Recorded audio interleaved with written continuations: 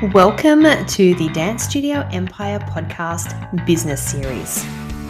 This podcast is about building your studio empire, whatever that is for you, whether you're just getting started or striving to hit the elusive $1 million mark. This business series will give you the confidence and know-how you need to transform your studio and give you the business you've always wanted. So sit back and get ready to build your dance studio empire. Hello and welcome back to the Dance Studio Empire. I am Jen Dalton, I'm your host, and this is where we explore the challenges and joys of running a successful dance studio.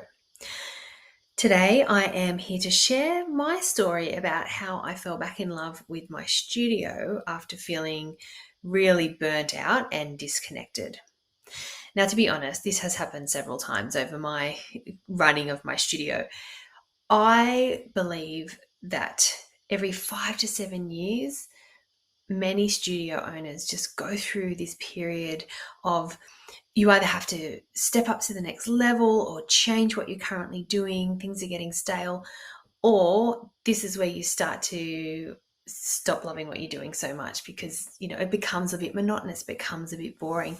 So that's when I'm speaking to other studio owners. That has definitely been true for me. The sort of that period of 5 to 7 years is when it's time to reassess.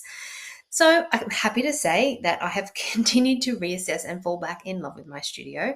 Others have not. And sometimes it is the decision that you need to make, possibly whether it's time to sell or move on. But that is very individual and, it's quite a process to go through to get to that point. But I'm just here to tell you a bit about my story, what I do that helps me, and maybe it might help you if you're feeling a little bit run down or a little bit stale or bored. Maybe this will help you. Running a dance studio can be a huge roller coaster of emotions, and especially in today's world. And I'm pretty sure if you've been doing it for a while, you'll understand that feeling. I'm sure you've had it. I personally feel like now the students are different. They want instant gratification. There's higher expectations. And this isn't just from the students, this is from the parents as well. And there's more pressure for us as studio owners and teachers to do more things that focus less on dance. And it's easy to feel overwhelmed or lose touch with what we love about running our studio.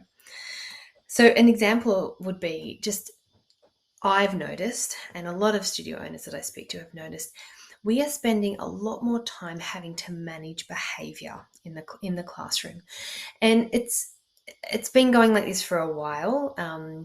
Not only are we managing the students' behavior, but I'm even finding managing the parents is a lot more hard work. And again, that takes away from that focus of what we thought we were actually going to be doing when we became dance teachers, for sure. However, I think it's just really important that we don't let that stop us or become bitter. And I think this is part of when you start to get frustrated with your studio, because we have to take responsibility and we have to change the way we are handling the situation. And some people, talk about, in the old days, this would never have happened. And, I've been there, I've said it as well, but I'm also very aware that in order to keep growing and progressing, we need to keep moving forward. And so as the studio owners and teachers, it's our responsibility to just change the way we do things and almost have to mold into the new way of managing, which I know some of you probably don't want to hear that, because all we want to do is teach dance and share this love and passion that we have for it. But unfortunately, it is just part of the job. So I think just becoming aware of that, which then moves me into my next point, which is just there is such power of self-awareness and being able to self-assess yourself. To help me find my love for my studio again, I actually had to turn inwards and I just assess my feelings and I assess my thoughts. And I realized that my circumstances So this could include not just things within your business, but this could be your family, this could be your age, this could be how many jobs you have. Like you might have other work on the side as well. You might have to be, you're a carer. There are many things, circumstances and challenges that can trigger negative thoughts, and that they just produce those feelings that lead to the burnout and lead to the disconnection. And so I just have to stop myself. Sometimes I actually find writing my feelings out, and then I can see them and I process them a different way. And I'm like, yeah, see, that's making me think, negative about this. And it's just that ongoing hamster wheel that just keeps those negative thoughts going. I feel sometimes, again, at that 5 to 7 years, if you've had staff around for that longer period, hopefully, sometimes there could be a staff member or a teacher who maybe it might be time for them to move on. There might be a little bit stale in the studio. This can happen. I even find that sometimes with students. Now, of course, we always want to increase the amount of the lifetime value of our student. We want them there as long as possible. But I honestly believe there are sometimes and some students that it's better for them to leave because they're bringing the energy down. And so you just have to be aware of that and make these decisions, which are sometimes hard because obviously you don't want to be asking people to move on. You don't want to be finding new teachers, but sometimes I think that can change the whole energy in your studio, and all of a sudden those negative thoughts that you are continually having start to become positive again. So that is definitely something to consider. And also, as I often say, is just always go back to your why. Why did you first start? What was it that you loved? What was that feeling that you felt? Why? Why do you do it? When you do go back, that is usually enough to help trigger getting back on track. Another thing that I do to get my mojo back is I start to force educate myself. I challenge myself to get out of my comfort zone. I think sometimes you can get a little bit bored, maybe, if you're not changing things up or you're not challenging yourself. So getting out of that comfort zone, I really love and see the power in collaborating with other successful studio owners. There is, when you get together with the same type of people with the same mindset, crazy. I also learned in my last, time when I was feeling a bit burnt out. I learned about something called the self-coaching model. This is the model by Brooke Castillo, and she states that our thoughts produce our feelings, which drive our actions, and then ultimately that determines our results.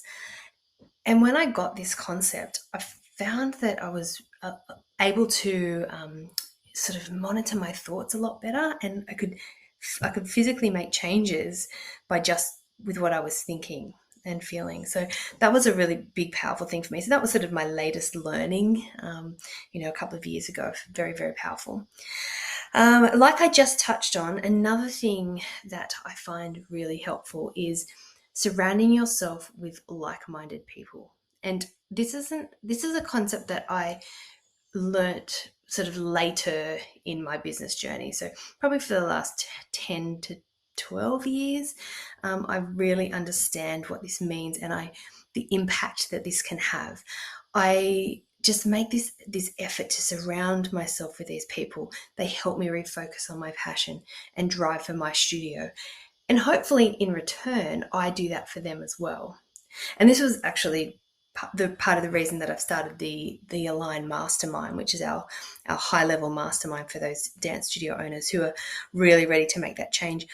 We have in our group, we have these incredible studio owners who are not always on track and feeling great, but wanting support and wanting help. But on the flip side, there's other people who are going great guns and there to suggest and support. And that's what being in a mastermind is all about. And so I appreciate how amazing that is. So I love being a host of one of those for dance studio owners. I also love being a part of those as well, because as I said, everyone's at different phases, and so at times when you're needing to be built up, there's people there to do that for you, and vice versa. I'm there to help other people as well. It's really that fills my soul. Maybe that could possibly fill your soul as well.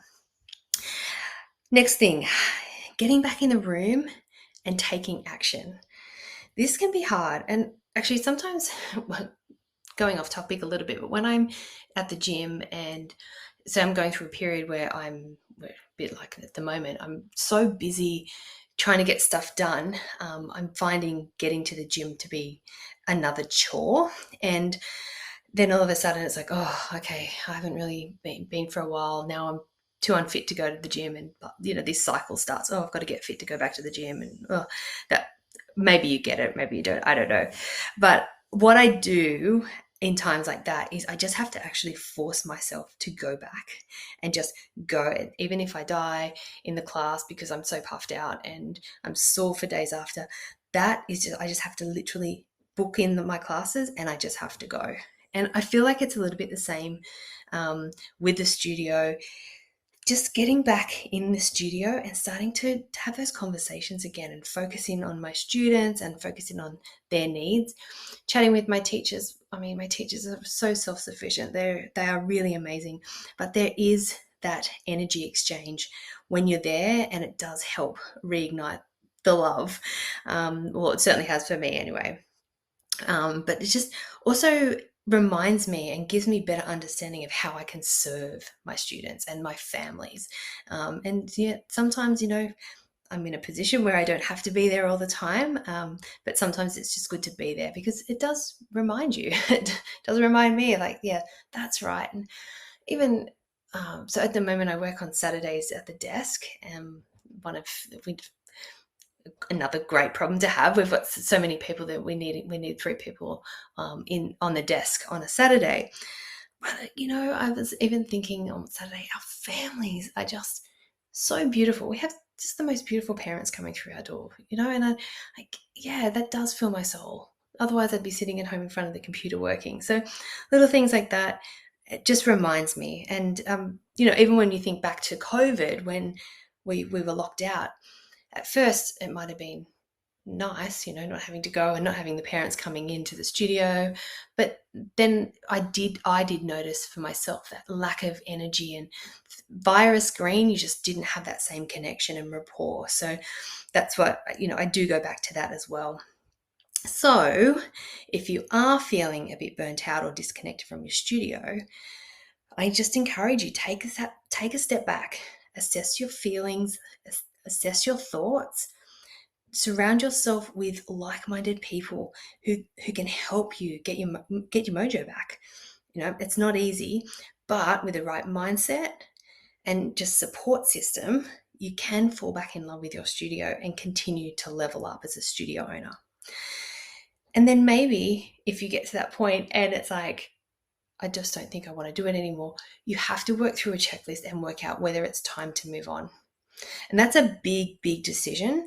And I think a lot of studio owners possibly wait 1 or 2 years too long when they could have left earlier. But it is a big decision. It is. Hopefully your studio, hopefully you listen to lots of podcasts of mine, and you do at any of my trainings or you're part of my programs, and you're making a whole lot of money. It is hard to step back. But yeah, it's something that you really have to stay on top of. Talk it out with people talk it out with others in the industry, talk it out with people who aren't in the industry. Just, you don't have to take what they say 100%, but just find your person and have the conversation, and it just might help you. All right, I'm going to leave it there today. Thank you so much for listening to this podcast. Make sure you join us next time. We're going to continue to explore those challenges and the joys of running a super successful dance studio. Hey studio owner, if you are ready to have classes so full you need a waitlist, an incredible team who are exceptional with your dancers, or simply generate more revenue for your studio, then I want to invite you to join Dance Business Academy. Now, whether you are just getting started or striving to hit the elusive $1 million mark, Dance Business Academy will give you the confidence and know-how you need to transform your studio and build your dance studio empire. Just send me an email to info@danceteachercentral.com and I'll send you through the details.